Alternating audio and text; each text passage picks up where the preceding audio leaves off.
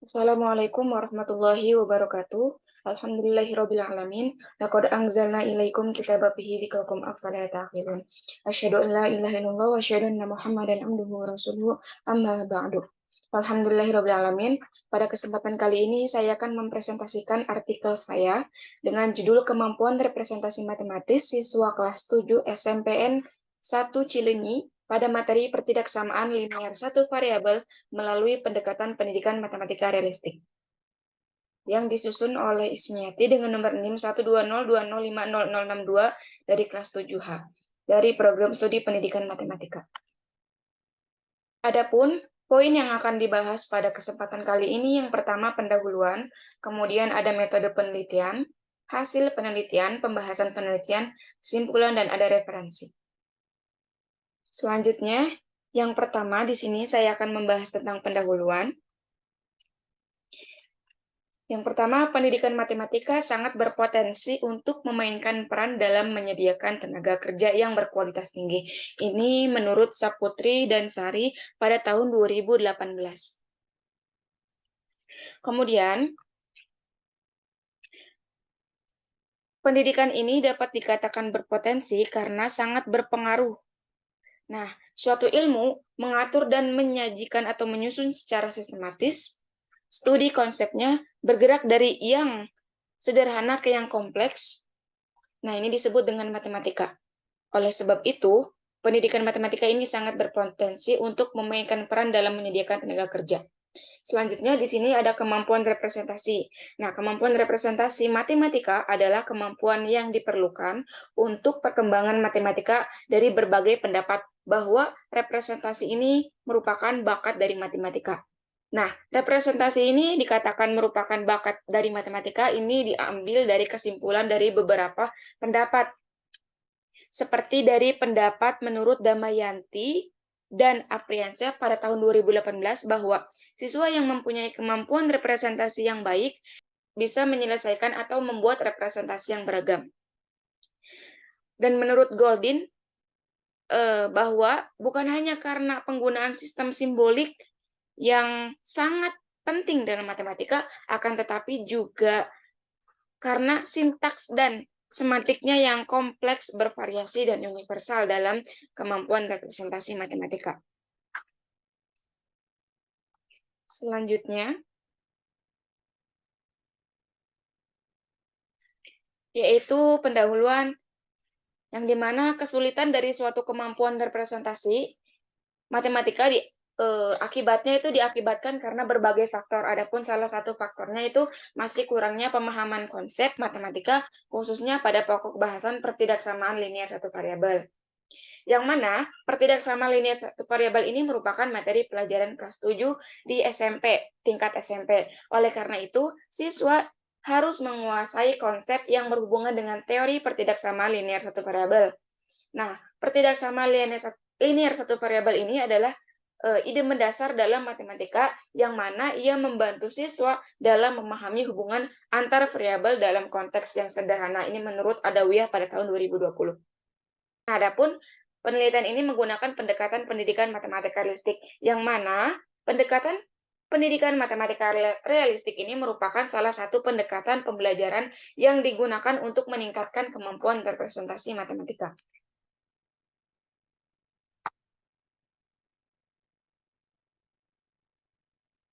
Selanjutnya di sini ada metode penelitian. Yang pertama ada pendekatan dan metode, kemudian ada populasi dan sampel, dan teknik pengumpulan data, dan ada teknik analisis data. Nah, pendekatan dan metode yang digunakan ini menggunakan metode kualitatif. Studi pendahuluan. Subjek yang digunakan dalam penelitian ini adalah siswa SMPN 1 Cileunyi kelas 7A, terdiri dari 40 siswa yang akan diambil 3 kategori. Yang pertama kategori tinggi, kategori sedang, dan kategori rendah. Masing-masing diambil satu. Kemudian ada teknik pengumpulan data. Teknik pengumpulan data melalui tes kemampuan representasi dan wawancara peserta didik. Kemudian teknik analisis data. Teknik analisis data yaitu kualitatif dengan teknik triangulasi, terdiri dari reduksi data, penyajian data, dan kesimpulan atau verifikasi.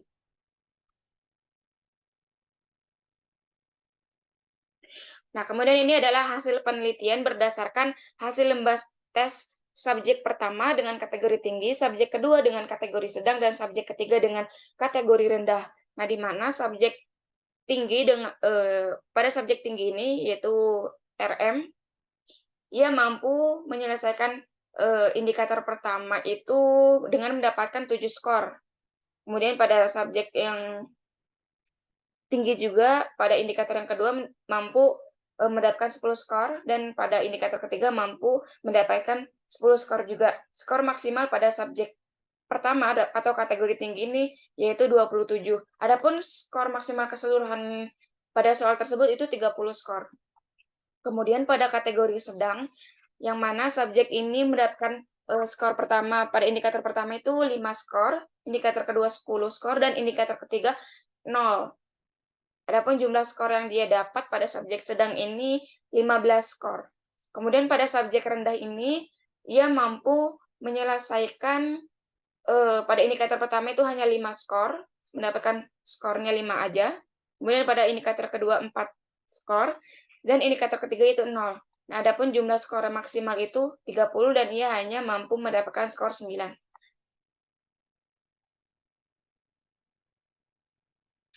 Nah, adapun penjelasan dari hasil penelitian ini, yang pertama pada kategori tinggi ini siswa mampu menyelesaikan 3 indikator dengan baik, hanya kurang teliti saja. Nanti ditunjukkan untuk hasil lembarnya. Untuk kategori sedang, pada kategori sedang siswa mampu menyelesaikan 2 indikator, akan tetapi masih kebingungan dalam membuat gambar pada garis bilangan. Kemudian pada kategori rendah, siswa belum paham tentang konsep karena ia masih salah dalam menyelesaikan tahapan demi tahapannya. Selanjutnya, nah ini ada pun gambar pertama itu pada kategori tinggi, gambar kedua pada kategori sedang, dan gambar ketiga pada kategori rendah. Nah, dapat dilihat gambar pertama ini ia mampu menyelesaikan tahapan demi tahapannya. Akan tetapi pada garis bilangan ini si subjek dengan kategori tinggi ini lupa memakai tanda di atas ini. Kemudian pada kategori sedang ini dia mampu menyelesaikan langkah demi langkah. Akan tetapi pada garis bilangannya si siswa ini masih salah. Ia hanya membuat garis bilangan seperti ini saja, jadi belum diketahui HP-nya yang mana. Untuk gambar ketiga dengan kategori rendah, nah ini juga sangat tidak jelas sekali karena pada proses yang langkah ini aja dia sudah salah. Harusnya ini 8 lebih besar sama dengan 5, tapi ia hanya menulis 8 lebih besar 5. Nah, dari sini saja dia sudah salah. Nah, terlihat pada gambar 1, 2, dan 3 bahwa pada gambar 1 atau subjek RM sudah hampir sempurna dalam penyelesaiannya. Pada gambar 2 masih belum tepat dalam membuat garis bilangan, sedangkan pada gambar 3 sangat belum memahami konsep dan tahapan penyelesaiannya. Selanjutnya pada pembahasan kali ini, untuk kategori tinggi, setelah dipaparkan pada penjelasan gambar 1 merupakan subjek dengan kemampuan representasi tinggi, dapat dilihat pada gambar 1 yang tadi, dari analisis tes kemampuan representasi matematis dan hasil wawancara dengan subjek RM, berdasarkan penjelasan gambar 1, peneliti menarik kesimpulan bahwa subjek RM memenuhi semua kriteria, kan tetapi kurang teliti. Ia juga dapat menyelesaikan soal dengan benar dan menemukan hubungan antara berbagai representasi, konsep, dan prosedurnya. Ini sejalan dengan keyakinan Nadia dan kawan-kawan pada tahun 2017 bahwa masalah yang terlihat sulit dapat dilihat dengan mudah dan sederhana, sehingga mudah diselesaikan. Untuk kategori sedang, telah dipaparkan bahwa subjek dengan kemampuan representasi sedang dapat dilihat pada gambar 2 dari hasil analisis tes kemampuan representasi matematis dan hasil wawancara dengan subjek MD. Pada soal tersebut, subjek MD dapat menyelesaikan permasalahan. Ia mampu menjawab soal tersebut, akan tetapi tidak memenuhi ketiga indikator dari peneliti. Ia hanya mampu menyelesaikan 2 indikator. Subjek MD juga masih kebingungan dalam menyelesaikan soal tersebut. Ia belum memahami konsep dan prosedurnya. Nah, pada subjek kategori sedang ini, ia sangat belum bisa untuk membuat gambar atau garis bilangannya. sehingga ia hanya mampu menyelesaikan langkah demi langkah tahapan yang pertama. Kemudian pada kategori rendah ini telah dipaparkan bahwa subjek dengan kemampuan representasi rendah dapat dilihat pada gambar 3 dari hasil analisis tes kemampuan representasi matematis dan hasil wawancara dengan subjek FJ. Pada soal tersebut, subjek FJ tidak mampu menyelesaikan permasalahan dari peneliti. Terlihat bahwa subjek FJ tidak mampu menyelesaikan ketiga indikator dari peneliti. Ia masih sangat kebingungan, mulai dari perhitungan, karena subjek FJ belum paham konsep prosedur dan perhitungannya. Adapun untuk indikator-indikatornya itu, pada indikator representasi visual itu yaitu dalam bentuk gambar yang diukur dengan menggunakan indikator, yang mana siswa menggambar garis bilangan untuk membantu mereka memecahkan masalah, mengilustrasikan persamaan atau ekspresi matematika. Diukur menggunakan model matematika dari representasi lain yang diberikan dan penyelesaian masalah menggunakan ekspresi matematik. Kemudian representasi kata-kata yang diukur menggunakan pertanyaan yang menggunakan kata-kata atau teks tertulis. Nah, ini ketiga indikatornya seperti itu. Selanjutnya,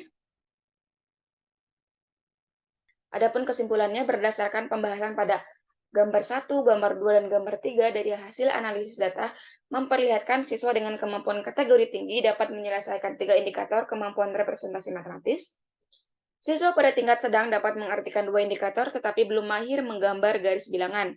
Untuk siswa pada kategori tingkat rendah hanya mampu menyelesaikan 2 indikator saja dan masih belum dikatakan sempurna dalam 2 indikator tersebut dan juga tidak mampu menuliskan langkah-langkah dengan baik dan benar dan masih mengalami kesulitan dalam memahami masalah. Nah, untuk kesimpulan ini dapat disimpulkan bahwa untuk artikel ini siswa dengan kemampuan representasi ini belum dikatakan tinggi hasilnya, kan tetapi menuju sedang. Hasilnya tidak dikatakan sedang, tetapi menuju sedang. Adapun saran yang pertama bagi seorang pendidik perlu menggunakan media yang tepat. Kemudian peneliti menyarankan untuk tidak terburu-buru ketika mengajar, dan peneliti berharap peserta didik termotivasi agar terus belajar dan bertanya ketika belum memahami materi yang dipelajari.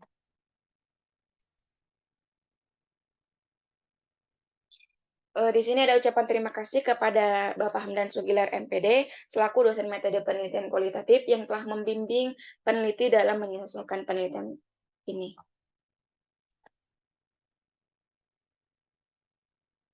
Nah, selanjutnya di sini ada referensi, ada WIAT pada tahun 2020, ada Azkiyah dan Sundayana pada tahun 2022.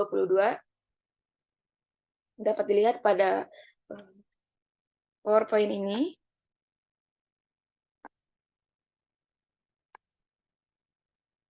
Mungkin cukup sekian yang dapat saya presentasikan pada artikel ini. Mohon maaf apabila ada kesalahan dalam penulisan atau kata-kata. Wallahul muwaffiq ila aqwamit thoriq. Wassalamualaikum warahmatullahi wabarakatuh.